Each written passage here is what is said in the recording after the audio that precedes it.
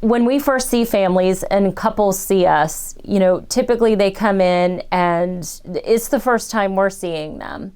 Even if we've seen them for a couple of visits, we're still trying to get a handle on who they are, what their family lives are like, what their communication style is and how they communicate with each other. And how you communicated before the disease as a couple oftentimes is pretty indicative about how you will continue to communicate with each other through at least the initial part of your disease.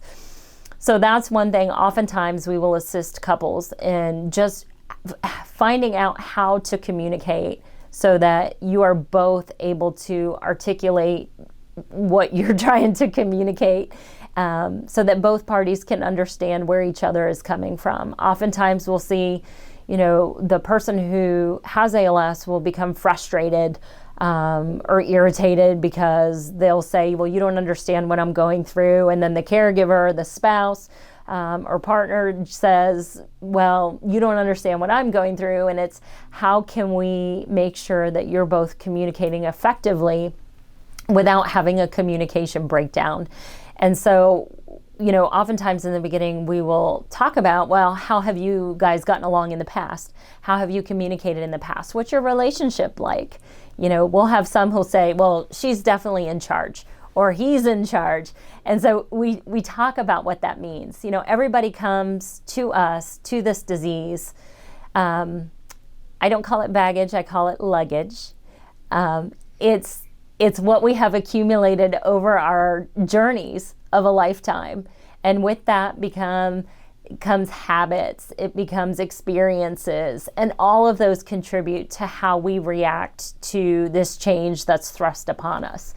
So in your relationship, trying times obviously will stress those parts that maybe are not the most optimal in a relationship, which everybody has them. And we acknowledge that with families, that, it's going to amplify the challenges that you have, at least initially.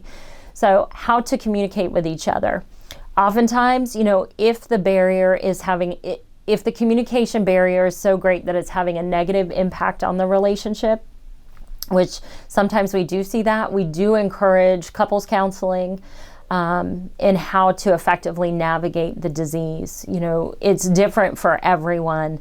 The biggest thing is you need each other. You need each other. That's the biggest take home. And we have to figure out how you both can be present and a constructive force for each other in order to get your needs met, to feel supported, both avenues. And that is a little bit of a challenge for more couples, some more so than others.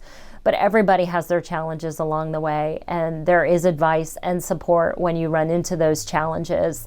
And the best advice is to encounter those head on and not let them escalate to the point where, it's causing a real strain on one of the most important relationships in your life.